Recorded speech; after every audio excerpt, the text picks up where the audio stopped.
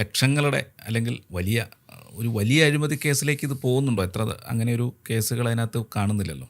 അതോ മൊത്തത്തിലൊരു അഴിമതി, മുഖ്യമന്ത്രി അഴിമതി നടത്തി എന്നുള്ളതല്ലാതെ അങ്ങനെ വന്നില്ലെങ്കിൽ ഇതൊരു സാധാരണ സാമ്പത്തിക കുറ്റകൃത്യം മാത്രമല്ലേ ആകുന്നുള്ളൂ? സാമ്പത്തിക കുറ്റകൃത്യമേ ആകുന്നുള്ളൂ. പക്ഷേ അത് വെളിപ്പെടുത്താൻ ശ്രമിച്ചിട്ടുണ്ടെങ്കിൽ, വെളുപ്പിക്കാൻ ശ്രമിച്ചിട്ടുണ്ടെങ്കിൽ അത് PMLA ആക്ടിൻ്റെ പരിധിയിൽ വരും. ഇപ്പോൾ ഒരു സാധാരണ മോഷണം, അത് മോഷണമാണ്, അതൊരു കുറ്റമാണ്.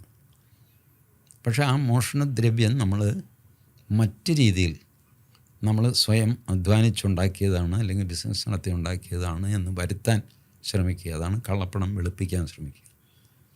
അപ്പോൾ അത് EDയുടെ PMLA ആക്ടിന് ഇതിൽ പോകും. അതല്ലെങ്കിൽ നമ്മൾ മോഷ്ടിച്ചു, അത് റിക്കവർ ചെയ്യും, മോഷണ കേസ് രജിസ്റ്റർ ചെയ്യും, അതിൻ്റെ ട്രയൽ നടക്കും, ഇത്രയേ ഉള്ളൂ. അപ്പോൾ ഇത്തരം കാര്യങ്ങളിലാണ് ED ഇടപെടുന്നത് അല്ലെങ്കിൽ ഇടപെടേണ്ടത്. അപ്പോൾ ഇതിലിപ്പോൾ എത്ര എമൗണ്ട് എന്നൊക്കെ ഉള്ളത് പലപ്പോഴും അപ്രസക്തമാണ്. ഇപ്പോൾ 80 lakhs അവർ ഗൾഫിലേക്ക് അയച്ചു, അങ്ങനെ ചെയ്തു എന്നൊക്കെ പറയും. 80 lakhs ഒരു ഇന്ത്യൻ കണ്ടീഷൻ നോക്കിക്കഴിഞ്ഞാൽ വലിയ തുകയൊന്നും അല്ല.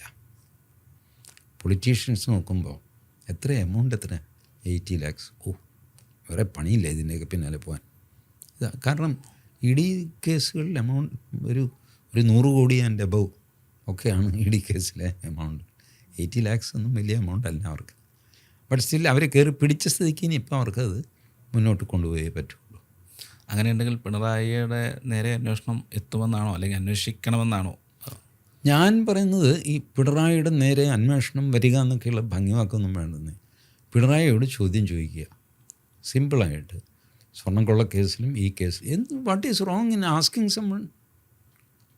സാറേ ഈ മോഹൻദാസ് ഇതിലെ പോകുന്നത് കണ്ടായിരുന്നു എന്ന് ചോദിക്കുന്നത് അപരാധമാണ്. അതെന്താ എന്നോട് ചോദിക്കുന്നത്?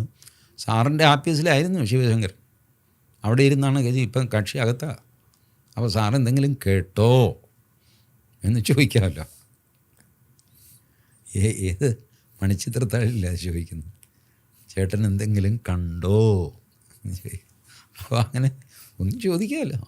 അതെന്താ ചോദിക്കുക എനിക്ക് മനസ്സിലാവണില്ല. എന്നിട്ട് വലിയ വലിയ കാര്യങ്ങൾ പറയുകയും ചെയ്യും. അതിലാണെങ്കിലും ഇതിലാണെങ്കിലും ഇപ്പോൾ എല്ലാവരും പബ്ലിക് ഡൊമൈനിൽ വന്നതല്ലേ. PV, RC, KK, IK എന്നൊക്കെ പറഞ്ഞിട്ട് അവർ കാശ് കൊടുത്ത് വിവരം എന്ത് ചെയ്തു? ഇത് ഡിഫെൻഡ് ചെയ്യാനൊക്കെ എനിക്കറിയാം. പണ്ട് ജെയിൻ നവാല കേസിൽ അദ്വാനിയുടെ LKA 35 എന്ന് എഴുതിയിരുന്നു. അതിന് വലിയ കോലാഹലമായി. അദ്വാനി പാർലമെൻ്ററി ഇതിൽ നിന്ന് രാജിവെച്ചു. കേസ് CBI അന്വേഷിച്ചു. ഫൈനലി അതിൽ ഒന്നുമില്ല എന്ന് കണ്ടെത്തി. വെറുതെ ഒരാൾ LK എന്ന് എഴുതി കഴിഞ്ഞാൽ LK അദ്വാനിയാണ്, LK അറോറ ആകരുത്, ഇങ്ങനെയൊക്കെയുള്ള. പക്ഷേ ശരി, ഇവിടെയും അതുപോലെ അന്വേഷണം നടത്തിയിട്ട് PV എന്നാൽ പിണറായി വിജയൻ അല്ല എന്ന് ഏജൻസി പറയണം. അല്ലാതെ പിണറായി വിജയൻ കയറിയിട്ട് ആ PV ഞാനല്ല എന്ന് പറഞ്ഞു കഴിഞ്ഞാൽ എങ്ങനെ? അപ്പോൾ അത് ടു ഓബിയസ് ആയിട്ടുള്ള ഒരുപാട് കാര്യങ്ങൾ ചെയ്യാതെ കിടക്കുന്നുണ്ട് ഈ കേസുകളിൽ. മാധ്യമങ്ങൾക്ക് 19 കോടി രൂപയോ മറ്റുമാണ് മാധ്യമങ്ങൾ CMRൽ കടത്താൻ. അത് ആരും ചർച്ച ചെയ്യുന്നില്ല ഒരിടത്തും. ഈ PV RC എന്നൊക്കെ ഇനിഷ്യൽ തന്നെ തുടക്കത്തിൽ ആദ്യമൊക്കെ പറഞ്ഞെങ്കിലും പിന്നെ എല്ലാവരും പേടിച്ച് പുറകോട്ട് മാറി. കാരണം ഈ പറയുന്നവരുടെ പേരുകളും കൂടെ അതിൽ വന്നെങ്കിലോ എന്ന് വിചാരിച്ചിട്ടാണ്. മാധ്യമങ്ങൾക്ക് മരം മുറിയാകാം എന്നുള്ളതാണോ?